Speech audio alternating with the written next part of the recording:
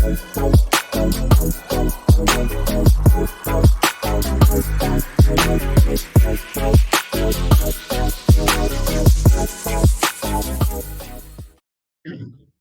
ladies and gentlemen. Welcome back to another special episode of the Unfiltered, Uncensored, and Unapologetically Black podcast show. I am your illustrious host, Marlon Joseph.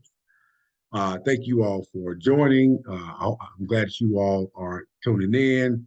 Keep subscribing, keep liking, keep sharing, keep commenting to the show, to the YouTube page, my Spotify, Apple Podcasts, Google Podcasts, every podcast platform you can find this show on. This is some very helpful and useful content and information that's coming from people who look like us, and you don't want to miss it. And here on this show, we like to impart education on the Black community being provided to you by Black people of all professions. And we do it in the most unapologetically Black way we know how.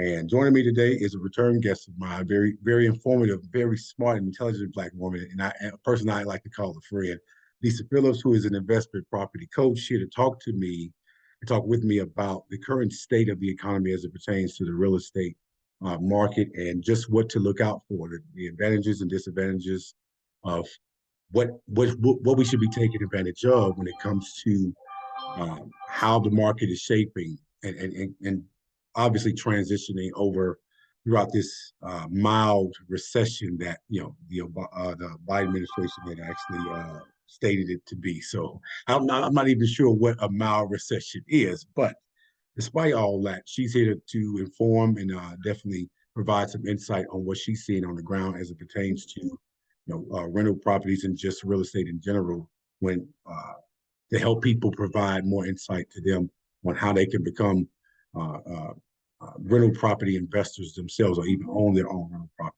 So again, Lisa, thank you so much for being on the show to talk to me about this. I really appreciate you taking the time out.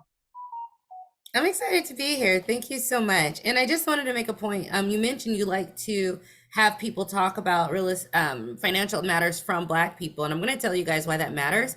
Because in real estate investing, in order for me to do this, I had to completely change my strategy. I couldn't go to a mostly white forum that those are all that exist out there and ask them for real estate investing advice. They have generational wealth. They have better community fundraising abilities. They just have more resources than we do. So asking them for assistance when I don't have their resources, community, or social networks doesn't make sense. So that's why, coming from other Black people, we have to think differently outside the box and use different resources that are more easily obtainable for people that are just socioeconomic status and class. So I love that you do that, because I found that the reason so many people get stuck is they're listening to people who don't match their pocketbook finances or resources, giving them advice, which just doesn't fulfill the gap. If you don't have the resources, you have to use other types of resources that they use this. Well, we have to use that. And so that's why it's important. But yes, the state of the economy right now and the recession, I just want to say, the word recession, it's all a mental mind game. It just means there's a contraction. Contractions are natural. It's cyclical. That should not scare you. Now, if you're in an industry like oil and gas, well, there's a natural cycle to it. You hit, it's booming. Well, when it runs out, it's bust, right? Or when there's too much overflow. That does not mean it's the end of your career. It means you just transition if you're working for someone, or you sort of be mobile and adapt or do something else for a little while. It does not mean your life ends. I just want to say, recession, it's a word. It means contraction. That's natural. That should not be a mental mind game that makes you feel like something terrible is happening. I have been through many recessions. It doesn't matter. You just adapt and you move on. I might have been unemployed for a little bit, but that was only for a little bit, right? Yeah. So first of all, just don't. And sometimes the media does a mental mind game where Absolutely. They want to program you into this stuff. So that's why I'm saying it, just block it off, because it doesn't matter if it's a recession or a depression, because if you follow me, there are more millionaires in real estate made during a depression than any other part of history, because Absolutely. That's when the prices are low. You just want to make sure that you've been just sort of frugal enough so that when the dip does come, that shouldn't scare you. it's an opportunity you could take advantage of, right? So just switch Yeah. the mindset on that, like, and wait for it and just do No, what. absolutely, and I agree with that too. Because a lot of times, to your point about the media with the fear mongering tactic and Mhm. idea that when people hear the word recession, Mhm. it puts them, it gives them cause for pause, Mhm. right? It's like, okay, you know what, this means, okay, I'm going to take a hit here and there, and sometimes due to your socioeconomic status, that hit looks different than a hit from someone who's already wealthy and established financially. So if they take a hit, they obviously have a greater cushion to fall back on and say, Mhm. okay, I could survive this hit for however long it lasts, versus Mhm. someone who is in immediate need financially to, okay, I got to bounce back like right away. And being unemployed for X amount of days, weeks, or months Mhm. may affect my bottom line much more detrimentally than it does, someone who's obviously well off and wealthy. And so It's so again, people complex. oftentimes do hear that term recession, and it does give Mhm. them a sense of anxiety, right? Is fear, because we've dealt with this. So this is what the second or third recession that we dealt with within our own lifetime already. So at least within the modern day time. And there's been a lot of different things happening with this inflation and supply chain, uh, Mhm. the cost of everything going up Mhm. exponentially Mhm. high. That has been something that people have just been, dealing with, and it's been raising their anxiety through the roof. And I can understand that, because when you don't come from money, money gets tight, Don't. money gets funny. Mhm. It's like, okay, now I got to sit up here and pinch and maneuver around, make some adjustments, and sometimes those adjustments only last for so long. And so, and I'm glad you really touched on that, because a lot of people, especially in our community, need to understand exactly what, in fact, that term recession means, because It's we just a oftentimes temporary. relate that to Mhm. something that's fearful, Mhm. when it's just, okay, it's a setback more than anything else. But if we don't understand how to adjust to that setback and be able to properly plan for that, then that setback can be much longer than anticipated. So, yeah. I just want to add a layer of complexity. You're absolutely correct. But it's a very interesting things because sometimes, like during the 2020 pandemic, when people were losing their jobs, it's very Yeah. interesting because sometimes when you're in the lower socioeconomic status, you tend to have jobs that are more essential than the Yeah. office jobs. So you saw a lot of people in the office workers getting demoted or losing their jobs at Facebook, but Yeah. people who are truck drivers, like in my family, they worked the whole time, right? Yep. Yep. Or they They got do. unemployment. So it's very interesting because it can be very layered because you Yeah. can have two people in the same, make $20,000 a year, but one is Mhm. very, it just depends, right? It depends Yeah. on the complexity is like, do you have kids? Do you have a partner with your kids or are you single with your kids? That's Yeah. going to have more of a face of poverty than someone who's like single, but they make 20K a year, but they have roommates and they drive an old car, they don't have a mortgage and they don't take on debt. I Absolutely. see every single layer of complexity, usually in my business. So I know it really just depends on where you're at. But even when you are single with the kids, I'm in single mom groups, right? I'm divorced, but I still join black single mom groups at that because I don't know if you guys know, but black single moms are pretty amazing. But like I'm listening, Absolutely. when people have Absolutely. problems, I still want you guys to know there are solutions because people are like, oh my God, aftercare starts at this time, but my work does this. What do you do? And I'm just reading all the solutions. They're like, this is Yeah. what you do. This is what you're going to ask for. This is what you're going to get. So I'm going to always go for like, yes, I know it's hard, but like we don't Yeah. let hardness stop us because then you're not going to get anywhere in this country. Country is Absolutely. not a Or soft anywhere in place. life for that matter. Yeah, this is not a soft country, okay? No, And it's we not. really need to start talking about that. So we Yeah. can't let the hardness stop us. We just want to always be more positive and go like, what's a solution? Know that there is a solution. Trust me, you're not the first one in this situation. You're not going to be the last. And the Absolutely. solution exists. And so I'm just going to say like, there's layer of complexities, but just always saying that this is a hard country, but that's where diamonds are made, right? And there's a lot of diamonds that have been made in our community in this country. And we're going to try to catch as many people who can't be diamonds. But at the end of the day, it's Absolutely. also their mindset and their actions behind the mindset that also will determine their life, right? And so Absolutely. we can't catch everybody who aren't willing necessarily to know there's a solution and seek them out, right? If they just sort of stay stuck in the more look, I don't know if you're gonna like this, Unfortunate. lower vibrational Unfortunate. area of like, oh, there's nothing I can do. There's always something. Trust me. And if you need inspiration, join a single mom black group. If you want to see women who are making something out of nothing, if you want to see inspiration, I'm just being really serious about Yeah. that. No, But we no, can talk about please real give me that estate too. information because I want to be able to disperse that information out to Hmm.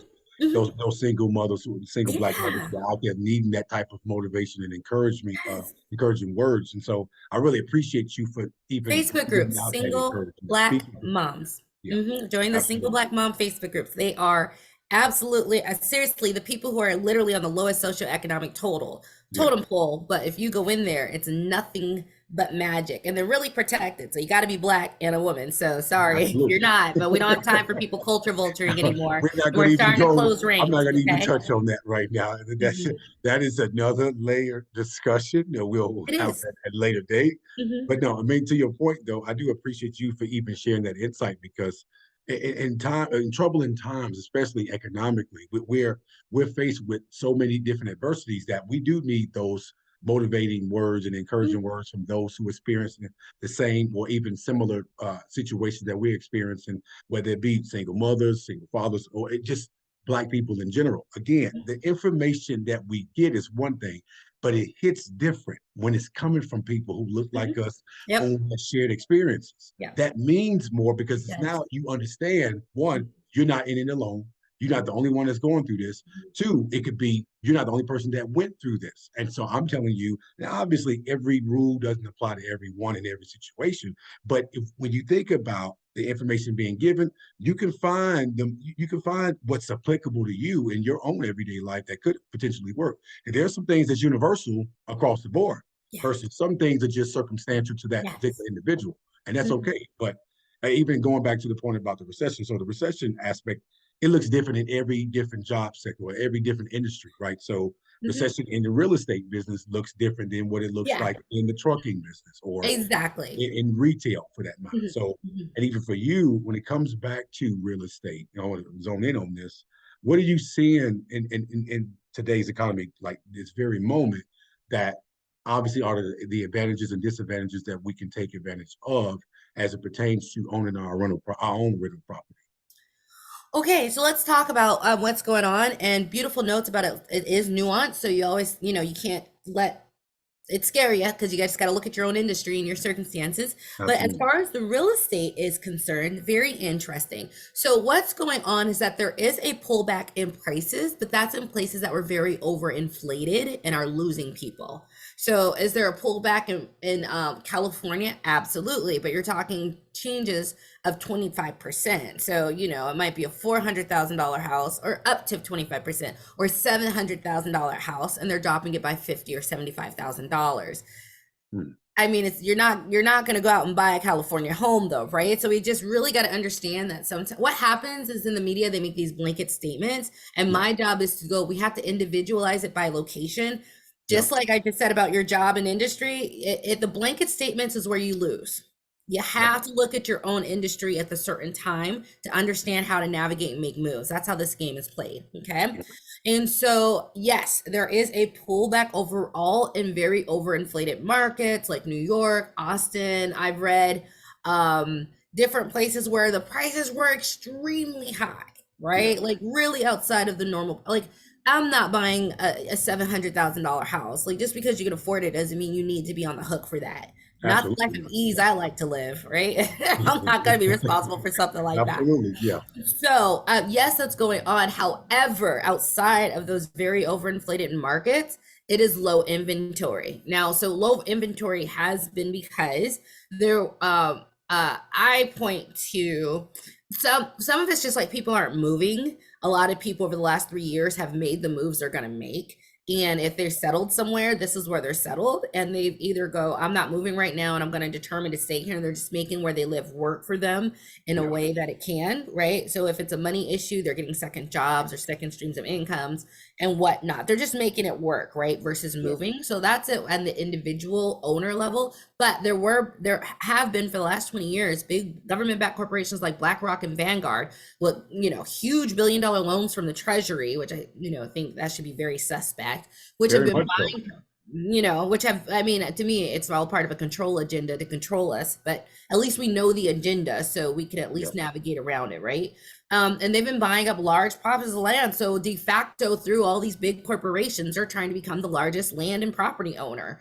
And they own the corporation, or, basically the corporations do what they say. So then even though it's Yep. like me, Vanguard or Blackguard or 20 plus other multi corporate real estate firms that are doing it, the government does have direct input through the banking system on what they're going to do. And they've been buying. So even though, yeah, it's 7% interest rates, people are still purchasing because if there's $3,000 houses available in, I'm just going to name a city, Minneapolis, Minnesota, and Yeah. there's 10,000 buyers, yeah, it's 7% interest rate, but the top of those 10,000 buyers can get the $3,000, those 3,000 homes. Does that make sense?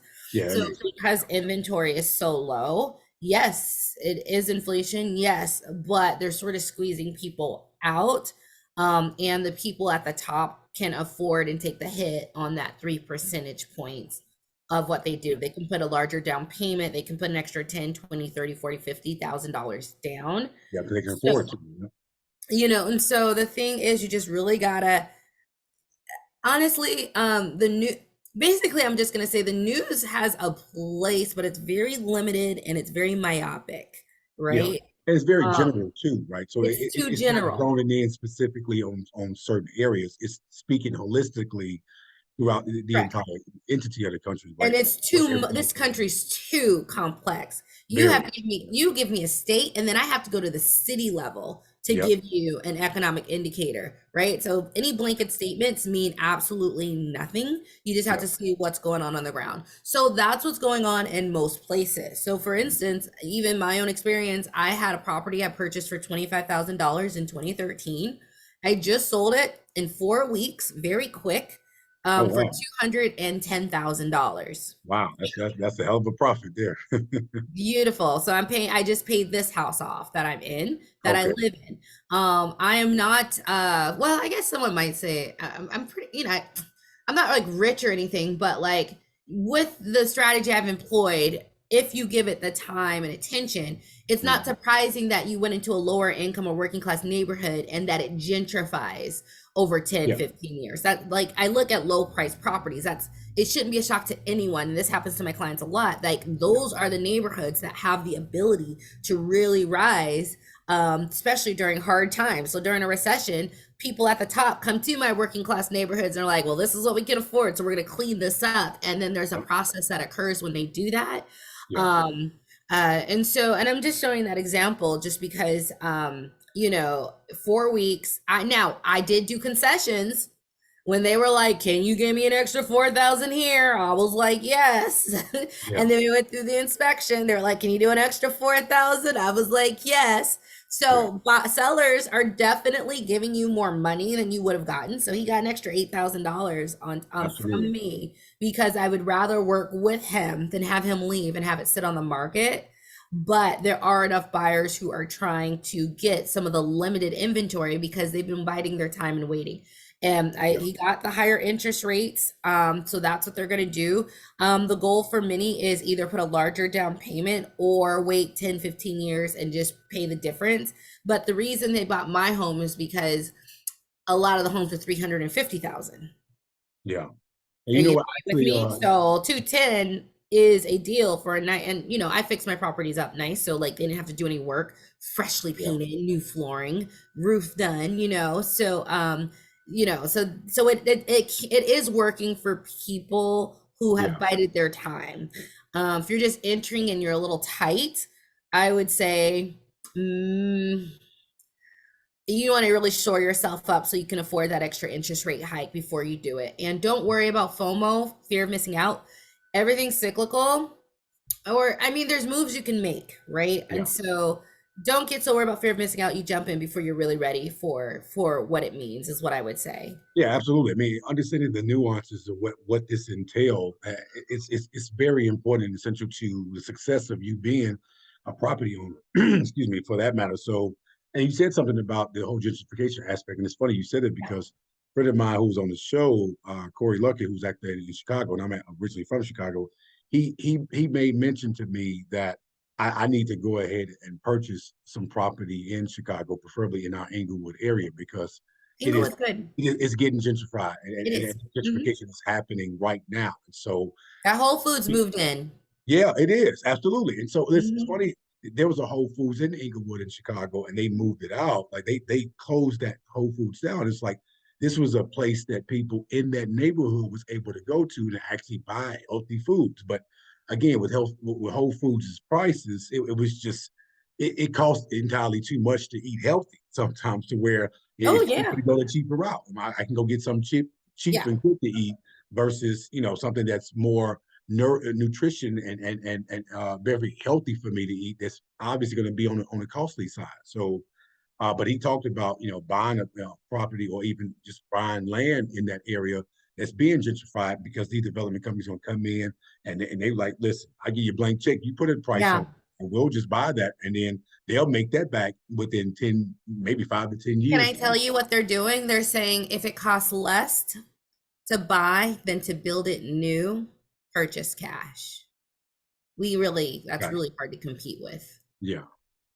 And the fact that Since they they have do have that big, access to that kind of capital, I mean, they're able to buy up in the yeah. higher area. So it's Mhm. like you want to be able, and I did look at a listing of houses in Chicago that were up for sale in the Inglewood area where I grew up. So it's like, man, these houses, obviously, I want to know. I'm curious to know who's even in the market to even buy a house in Chicago, with the Illinois being, I think, the highest tax rate in the country, if not one of the highest. Yeah. And obviously with the crime rate and things of that nature, that's moving a lot of people out. So the point that you made earlier about the state of California, where it's so high there that people are starting to move out of the state Mhm.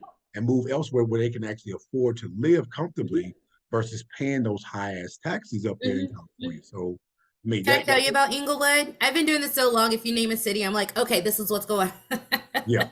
Well, Yeah, that's Chicago. why I love your insight about that, because you can speak to it from a state to state, city to city City point to, of view. yeah, yeah, Yeah, because that's how we do the analysis. And so after a yeah, while, you just see the same ones over and over, and you see how it goes through the cycle.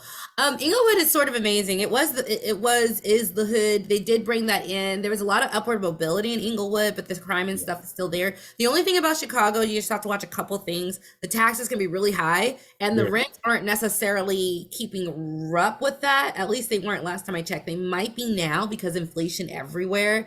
But I mean, before it was like, man, well, I'm paying 600 a month in taxes, and I'm charging 1,200 for rent, but like I own, I have like 600 I owe on the mortgage, right? So it was yeah, definitely like a rich person's game. And the other thing, I want you to be careful if you do go into it. If you get a property by a slum investor, meaning someone who didn't do anything or delayed maintenance, you can get 50, 60, 70 years of delayed maintenance, which costs more to fix in Chicago because of cost of labor and absolutely. the oldness of the house, versus if you get a property in Chicago, and this is specific to Chicago, every city's different, okay? Yeah, Versus in Chicago, if you get one and the previous owner or landlord had taken care of it and had did the roofing within the last 30 years, had did the HVAC within the last 30, 40 years, have did the flooring and any foundation work, then that's okay. You just don't want to take on one of these old 1895 buildings. They just jerry rigged everything, couldn't yeah, afford plumber, yeah. because you And will then be just doing put duct basically tape on all everything. 100 years of that. And Yeah, it gets absolutely. expensive. So you just have Yeah, to be very discerning. But the opportunities exist. Just be very savvy about the taxes, because at the end of the day, you do need to make profit, right? We don't have the time to be doing this for the good. We just don't have it. Like, we want to be profitable and good to the communities we buy, but it has to be both.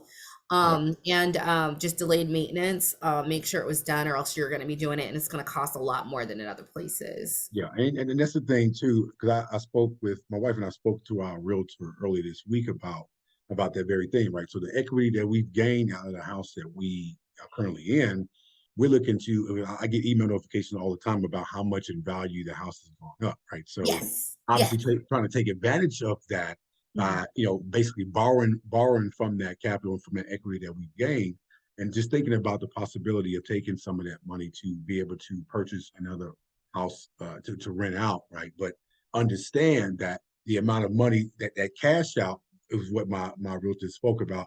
She said that with that amount of money, depending on how much money you take out, that's going to be tacked on to your mortgage on the back end. So now you have to your mortgage is increased.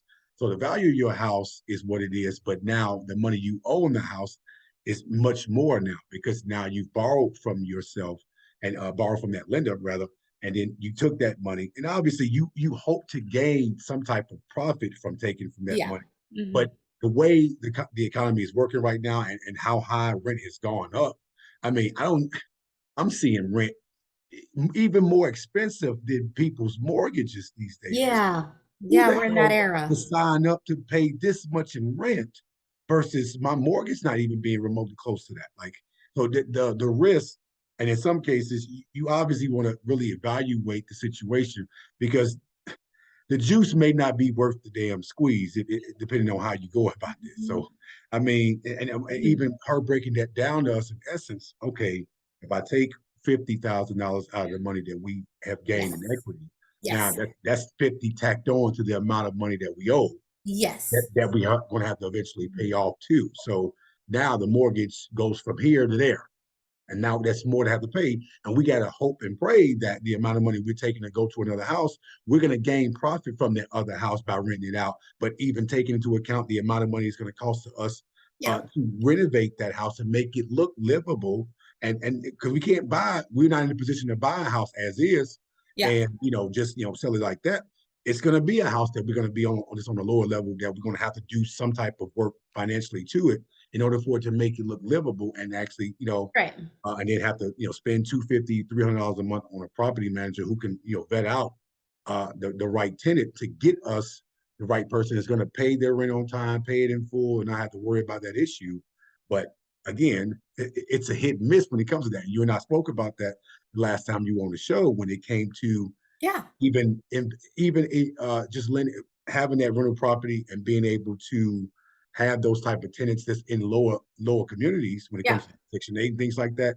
You when you dealing with Section 8 tenants, the government is going to give you the money that you guarantee to get from them, but that last little piece that they're accounted for, or they're responsible for rather, it may not always come to you. Doesn't always come. It's like, And how that's much and am I that's going the to tough stress part over because this that's still $50? profit money. That's still profited money that you're trying to account for that you can't really Mhm. account for all the time. So the the uncertainty of that can bring your anxiety up too. So it's like I'm trying to make a profit here, but trying to do a good deed at the same time. But I'm in So the business to make money. let's talk about this. I wrote down notes because you don't think you said a lot, but you actually did. Okay, all right. I hope Isn't that that's a the good funny thing. part? You think like what you said was just so straightforward, and I'm No, like, I know. no, okay. That So was we're the gonna take purpose it of it. back. All Yes, right. I work with and there's a couple of different things I want to go into. So you guys are gonna get in a free coaching session today. I hope you enjoy. I I work love with that. clients all the time who want to take equity out from their property, and that's what they choose in the beginning stages. Now, Yeah. when you get more advanced, you're not going to take equity off your personal mortgage. That's going to hit your credit report. When you get more advanced, you're going to take some of the funds you have in assets, sell them or whatever, and you're going to use that as a down payment. You're going to get a business and a commercial mortgage. I understand though it's easier when you just start to go with residential because that's what everyone knows. But when you get more advanced, we don't put anything on our personal credit anymore. Okay. Absolutely. Absolutely. We'll just put 20, 25% down and put it on a business mortgage and let it go with that. Now that's more advanced though. And I lead people through that because sometimes you don't want to jump to that. Now, as far as hope and a prayer, it's not really hope and a prayer, it's knowledge, right? So when I work with people, if we find a house, you're gonna get a tenant. We're going to fix it up and we're going to make money. Just is what it is, right? So no hoping and praying. You can Okay. sort of take, or at least we do. You can take, you can know exactly what you're getting before we go in and what the likelihood of this is. We're going to get it inspected, know how much it's going to cost. So we're going to really do all of our due diligence before you even purchase to really know everything that could possibly go wrong with it. So I just want you to take out, if it's a hope and a prayer, you need to work with somebody who knows what they're doing because there's no hope and prayers when we do this. Okay. So that's just a little tip. If you're nervous, we know how to do this. It's a process and it's scientific at this point, not even an art. Now, so of course the goal is to make more money. So say you take out $80,000 and that's an extra 600 or $700 mortgage for whatever, if it's a 20, 30 year key locker refinance, of course we need to make sure whatever we put it in is going to make more than that so that we're That's right. bringing in the income. Yeah. So there are people who I've worked with who have done that, and then we're just very strategic. We're like multifamilies if we can, but we really make sure we're getting the cash flow that only covers that 600 but gives us 4 5 600 on top of it, so that Absolutely. we have enough to save, so you can save half of that profit every single month. And so if it's ever empty, well, you can cover your $600 payment to your mortgage, either through your own jobs or mean, or through that, or through saving some of the rents in case for a rainy day fund, which you all should do, have a rainy day fund for your rental properties. So yeah, it's very strategic thing to do. Now you are talking about, I think, Chicago, just because you have a friend there and you're from there and you know it. Yeah. Would I have necessarily have chosen that market? There are other markets where the houses don't need as much work, but you can still really get really good cash flow. But it is gentrifying, right? And so when you have Yeah. gentrification, there is extra money that 1 2 3 years can see, you know, something that you paid invested 80K in be 250. That happens all the time with me and my clients because of the way we select our low income properties, right? With time, not necessarily immediately, but with time, that is. So definitely that is really um um a really good thing to do. So that's really it. So until you get more comfortable with like, well, why don't we just take a little bit of the money, use it as a down payment and get a business loan, but like I said, a business mortgage on it. But Yeah. until you're more comfortable with that, this can definitely work. You just need to make sure not only does it cover it, but you at least hit 4 5 600 plus in cash flow. So okay, mortgage is $700 more on my thing, but it not only, it makes 1,500 a month, so we can cover all of our expenses. So as long as you're doing that, and the thing is, and this is also the benefit when my clients have like access to cash out refinance, you can get more of a deal. Some of my clients have like, I got 15K, so I can put this as a down payment on a mortgage for a 70K house, but I don't want to do any work. So we have to be very selective about the markets we can go in to find those type of properties. Absolutely. Yep. When you have cash, you can take a crappy house and might be listed at 50, get it down to 35 because it's crappy, Yeah. but you have the 15, $20,000 in cash to fix it up. So you can get more of a deal. So that's the benefit. You just have to become comfortable. And this is what I teach my clients with. How do you become comfortable at managing a bigger renovation? Because there's a lot of horror stories. Horror stories are earned, but there are ways that you can mitigate your risk and make it Yeah. so that everything is smooth. Honestly, I've sold a couple of homes in the last few years. I didn't even go up there, and I'm like 8 10K worth of repairs, but there's a systematic way you can do it. And Absolutely. that's like when I work with people, I show them sort of my methods, my systems that I've created within that, like on how to do it, because I could only invest long distance. And so then all of a sudden, when the idea of a big renovation and that fear gets taken out, because you're like, well, this was what we do, we're very systematic about it, all of a sudden it's a lot easier for you to take advantage of these deals, and it's not a big deal if you don't live there or not, at all. Now, certain places, my Baltimore's, Detroit, St. Louis, and Chicago, Hmm. you sort of want to be on the ground a little bit. The Yeah. workers are a little, Fishy. just gotta watch them in those cities because they're trying to get as much Exactly. as possible by doing the least, whereas I don't necessarily have that problem in other locations. And so here's the deal in those cities. You got to trade off. You either pay a lot for a very expensive contractor and they're not going to mess around, but they're going to be 2 to 3 times more for the price. And Absolutely. the cheaper one will do it, You but get you what you just pay for. gotta watch them Yeah. Yeah. Yeah. But you get what more you pay so than for when anywhere you're else. cutting corners like that, though. Like What's versus that? you get what you pay for in situations like that when you think about the amount of money. If you pay less, then you're looking at less labor, less work, less quality work too. So it's like, especially depending on like those cities that you mentioned. Because Depends like on for the instance, here in city, because Atlanta, in other here in places you Atlanta, can like pay like here where less. I am right now, like obviously you will find a lot of great qualified contractors who do great quality At work. affordable prices, Yeah, right? So it absolutely. does depend on where you're at, because you can find affordable. Like I'm in Virginia, Yeah, we have good contractors. People here know how to do house stuff, right? I don't absolutely. care if they're white, black, or Hispanic. You can find you if you get estimates, you can get an estimate for I got in a deck. You can get an estimate for 3,000 or 15,000. The 3,000 one's still gonna be good too. But Yeah, in some places, the ones I mentioned, you either pay a lot or you just have to do diligence. And so when I talk about this, and I'm very nuanced, Just Yeah, trust that customer experience. So like in those places specifically, you really need to watch it. I just have experience in absolutely. them, and I know they don't roll the same way other places. Doesn't mean you can't get it done. You just got to be a little bit more aggressive, okay? You just got to watch Absolutely. it, be Yep. very strict and Yep. very compartmentalized in those Yep. particular places. But in other places, like you said, here in Virginia, I don't care where you are in Virginia, you can find a good contractor. They know how to do their stuff here. Now you said All price ranges. a mouthful too that I want to actually kind of like dive into a little bit more because obviously as a investment property coach, you know the layers and just the overall levels to this that it can consist of. So even on the basis of things, if someone's starting off, because I'm starting to see now people are starting to actually purchase mobile homes and rent those out too, and that could be a lucrative, you know, some success to that as well, especially given that the amount of money you're paying for it is it going to even be remotely close to the amount of money you're going to profit from? So, and they're selling on the lower end when you think about it. So people are buying them, cash offers and cash buys are these, and it's doing very little, renovation to them to be able to rent them out to people who are looking to stay in mobile homes. But even to the point about the whole business loan thing too, we're seeing commercial properties, here and there. Obviously, during this pandemic, it's been hard for people to really fully invest in commercial properties because people start to migrate away from the actual physical offices and start doing remote work, depending on what industry you're in. But when it comes to those business loans and those commercial properties, you're seeing people starting to invest in open spaces. So they'll buy a property, business property, and then It's just rent it out to like receptions, baby showers, birthdays, even not what office I'm talking space. about.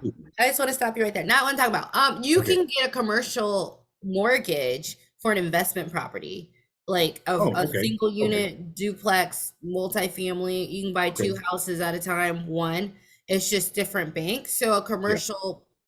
a commercial mortgage on your business account, for like a home. So not even Okay, for like yeah, a commercial okay, that's building. what you're saying. So, like, obviously having the LLC and then being able to use that as your way of basically getting that business loan through your Yep. business company, and Yeah. then from there So for you a can house, actually like a regular house, single buy a house. family or multifamily. Yeah. Absolutely.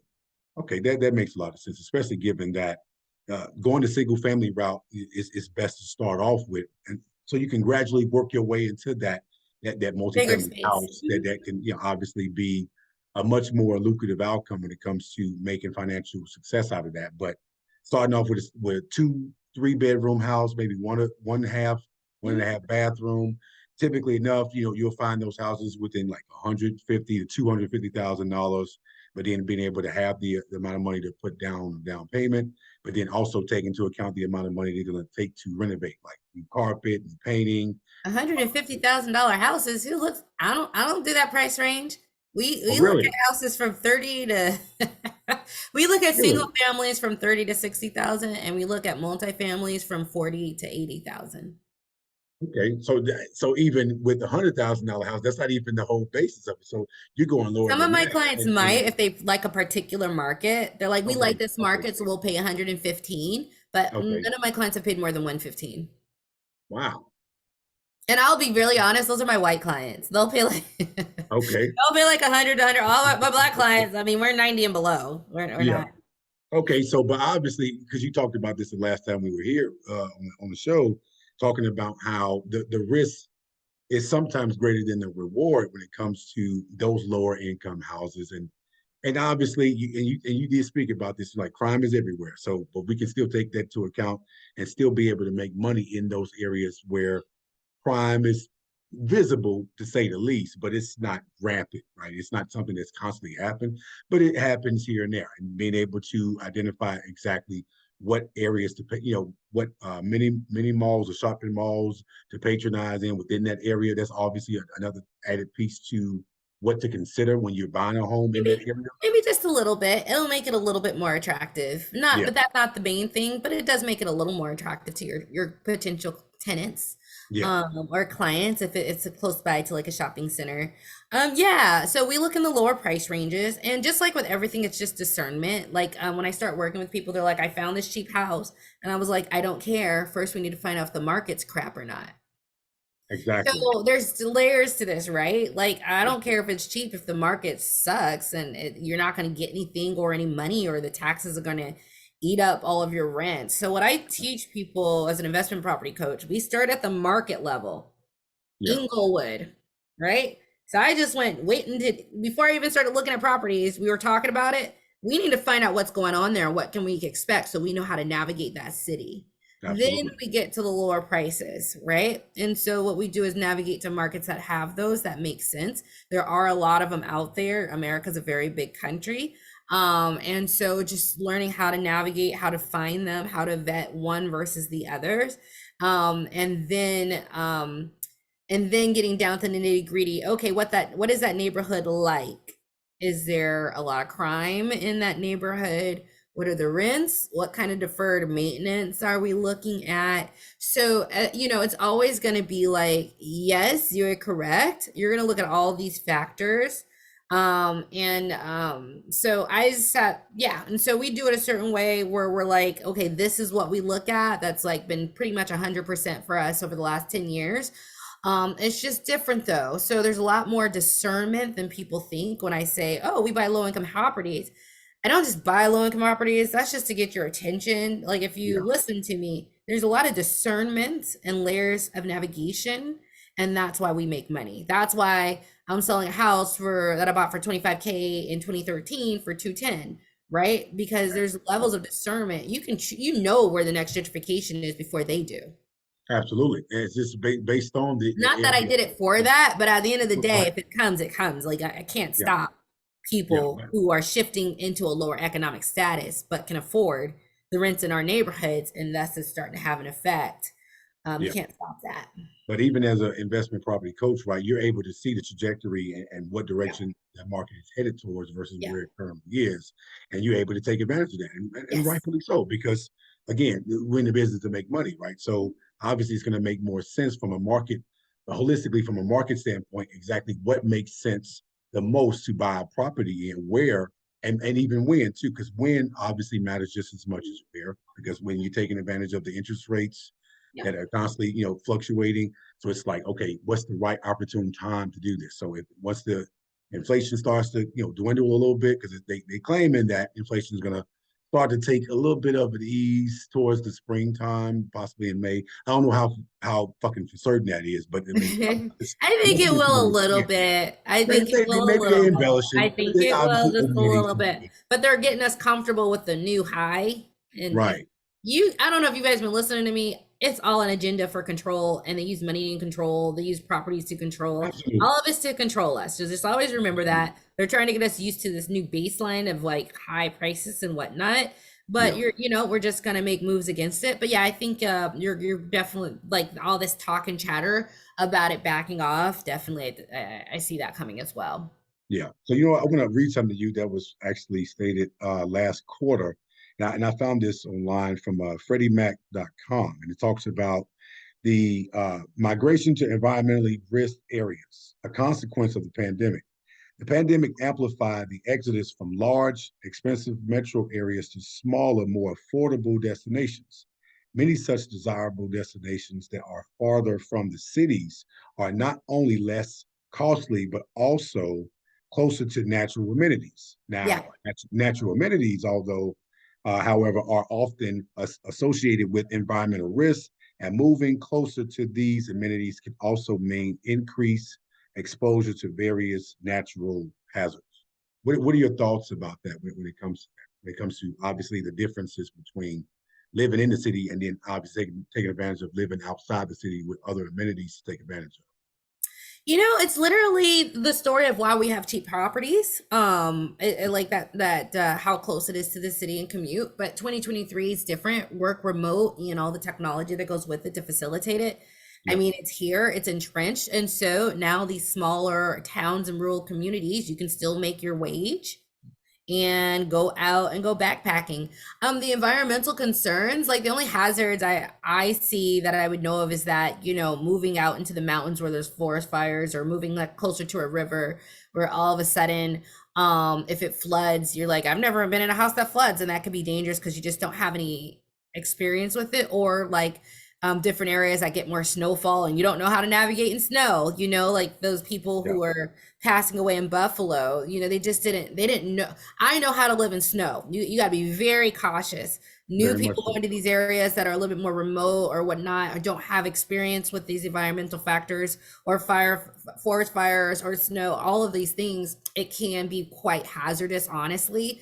Yeah, And unfortunately, they have to take the time to learn it. And so it's always our young people who get in trouble because if they don't have a parent who goes, listen, if you get caught in a snowstorm, you need to shut your car off because the exhaust and the carbon monoxide will build up. Like you just don't know absolutely. that, right? If your parents don't teach you. So it's just going to be a fact of life. So I definitely say that there are more hazards for like people from these cities moving to these towns and just really getting caught up. Even though it is more beautiful, Yeah, they I'll just, PSA, you need to pay attention to the locals and really start understanding the dangers of it, because I mean it can get fatal, or even like you hiking and not knowing like how to act with like black bears now that you're in this beautiful part of Vermont, right? Well, you need to know in Montana, black bear and grizzlies are very much rapid, right? How do you do it? What do? You make a lot of noise.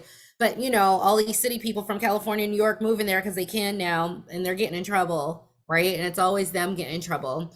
yeah, But as far as the movement, listen, I've done it. So sometimes people complaining about the cost of living, and I'm like, you haven't moved yet. I'll be really honest.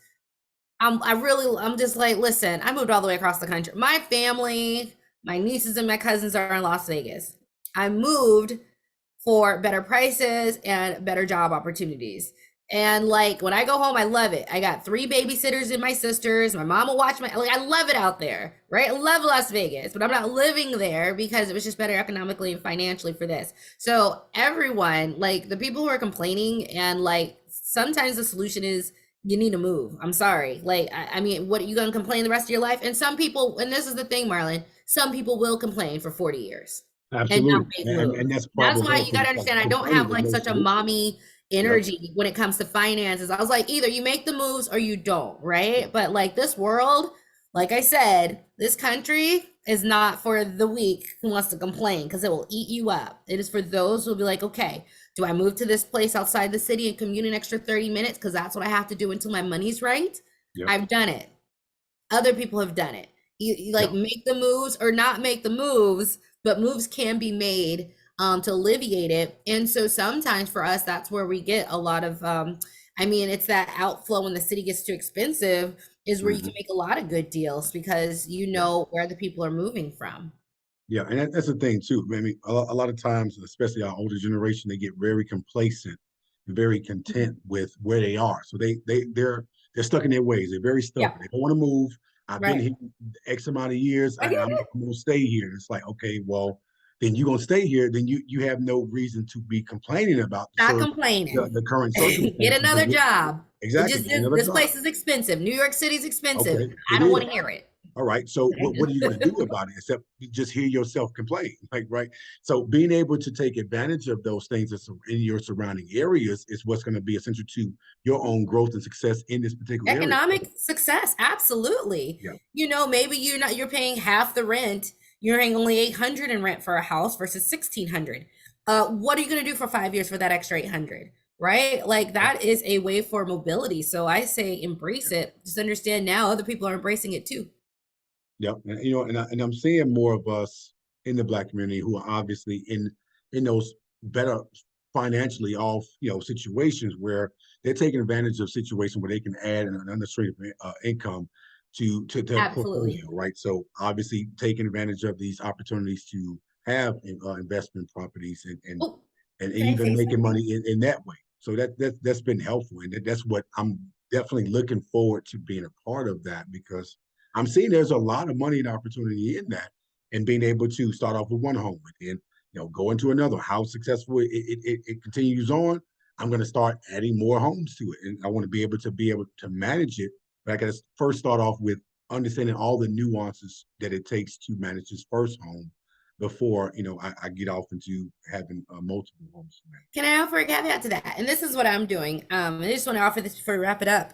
Um, when I sold my home, I paid off this property. I left just a little bit just because I sort of like that they take care of the escrow and Yeah, the yeah, and the absolutely. I taxes, love and it makes my, that. you know what Yeah, I'm saying? I'm I like, really "Ah, I don't feel appreciate like taking care of my taxes, so I'm gonna leave just like, so it. I left like 25,000, just so the taxes and whatever are taken care of. Well, some of the extra money, Yeah, you don't always have to buy another property to make a ton of profit.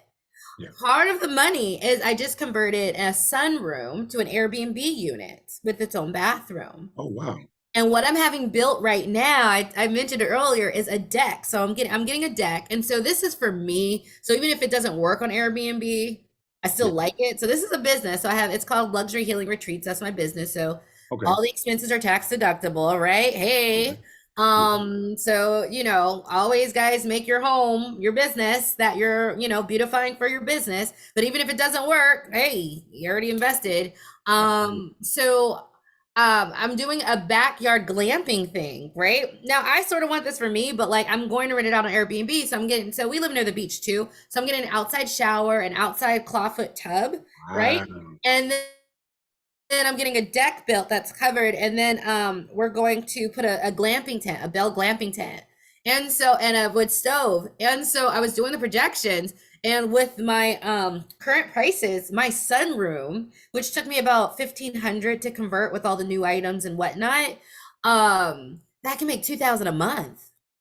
And that's Wow. current prices. That's not even That's me the being sunroom overly alone. optimistic. I didn't have to buy a new house to make 1,500 a month, right? And that's me, and I'm very comfortable with Airbnb. I use Airbnb. I'm comfortable with getting guests. I've done it in the past. So of Yeah. course, make sure it's in your wheelhouse. You're a people person, you're Mm. hospitable. You're not hospitable and you're cheap. It's not going to work because your people are going to review you badly because you're trying to take without giving, okay?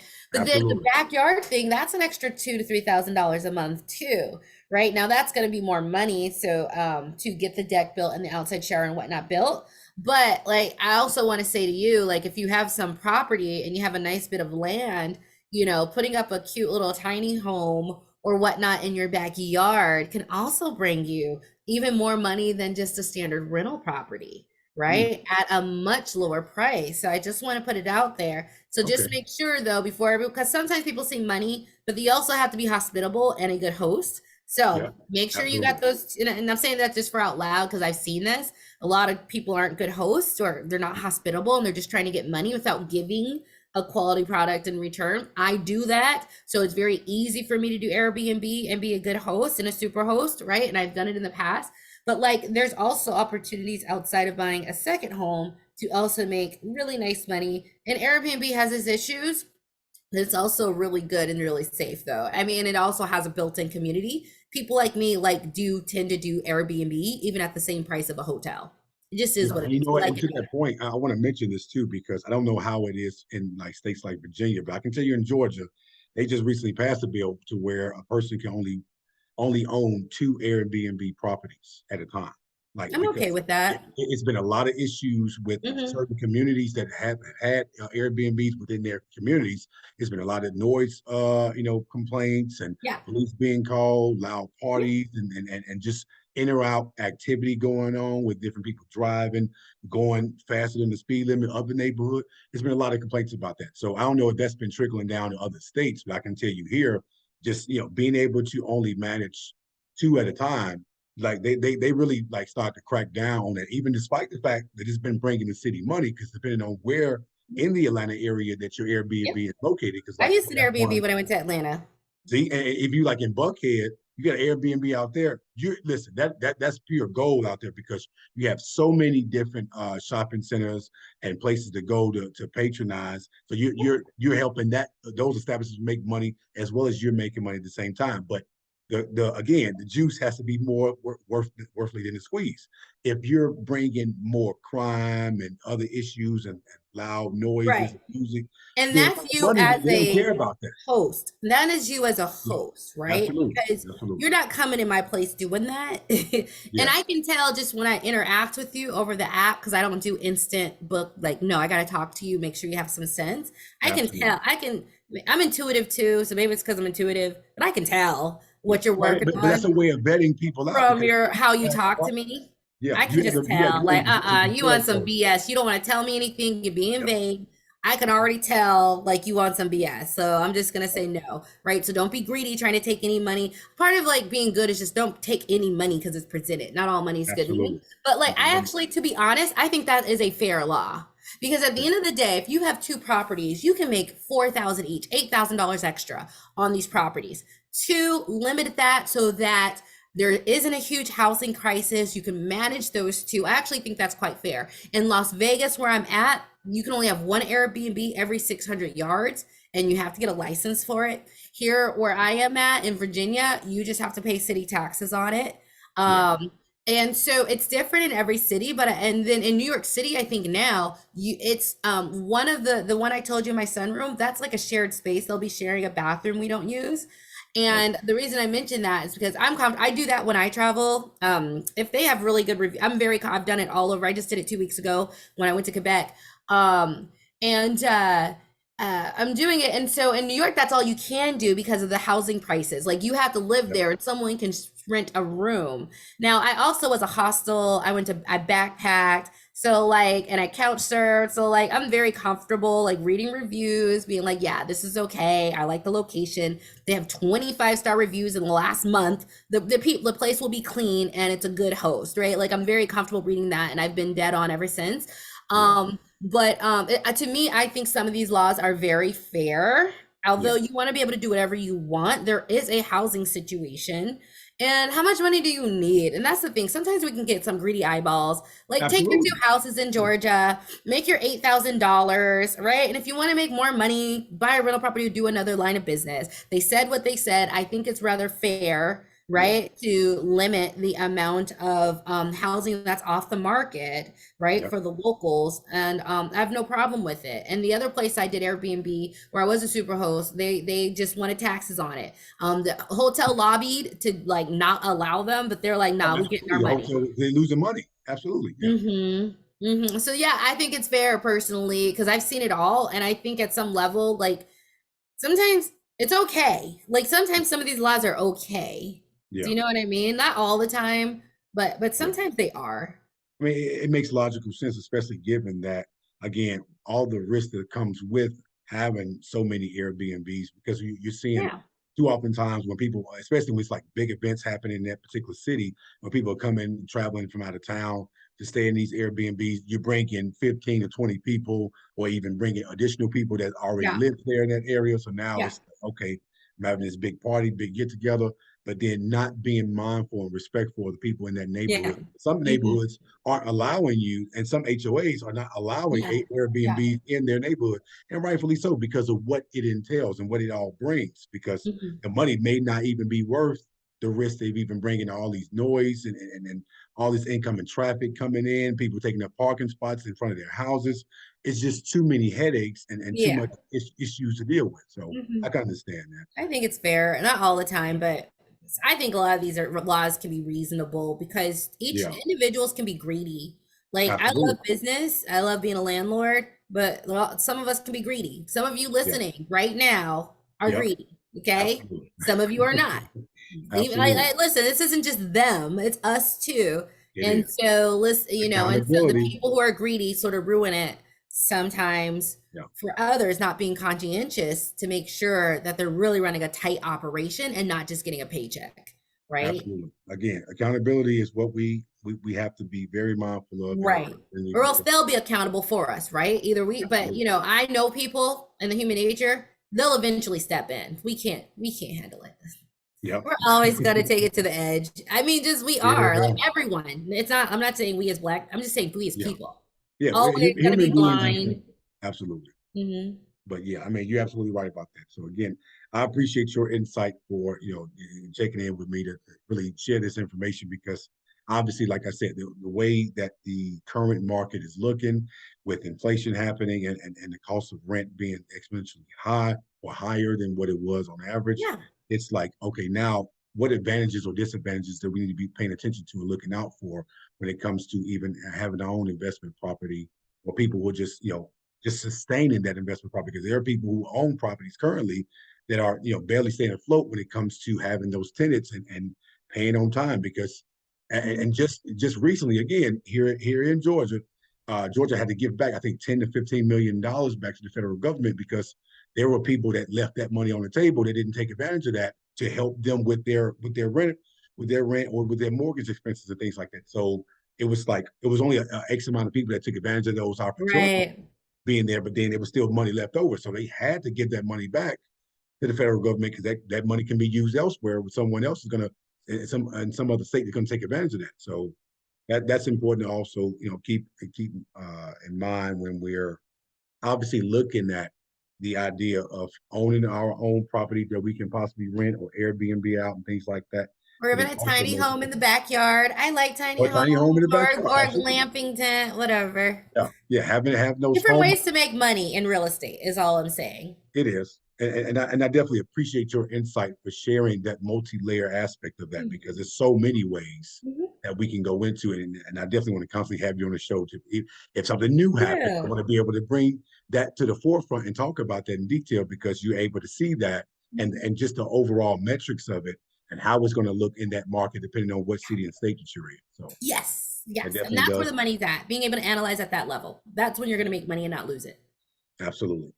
Again, ladies and gentlemen, make sure y'all tune into this episode and other previous episodes to this podcast.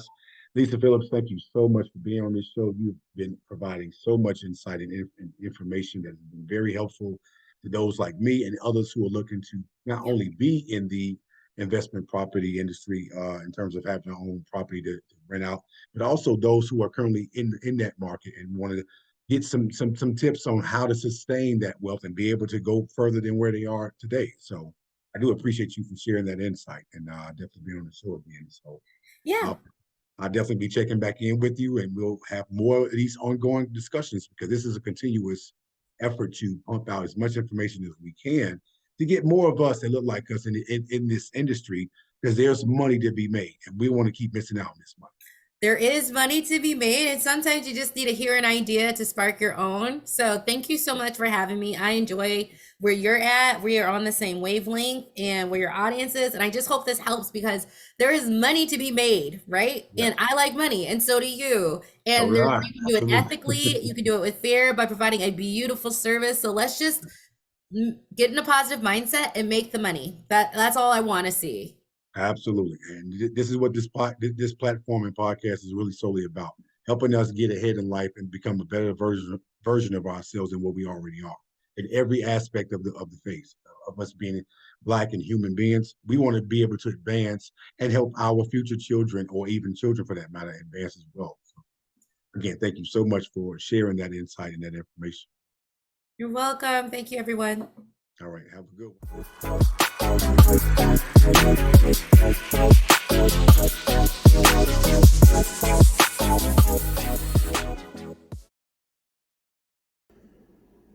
If you like what you've heard from this week's episode and would like to hear more from previous episodes, be sure to like, share, comment, and subscribe to my YouTube channel below. You can also find me on social media platforms at Speak to the Mic _podcast show on Instagram and Speak to the Mic podcast show on Facebook. Be sure to also like, share, and subscribe to my Spotify page at Speak to the Mic podcast show. As I put out more thought-provoking content, your opinion and thoughts are needed and appreciated. I thank you all in advance for your support and look forward to hearing from you soon.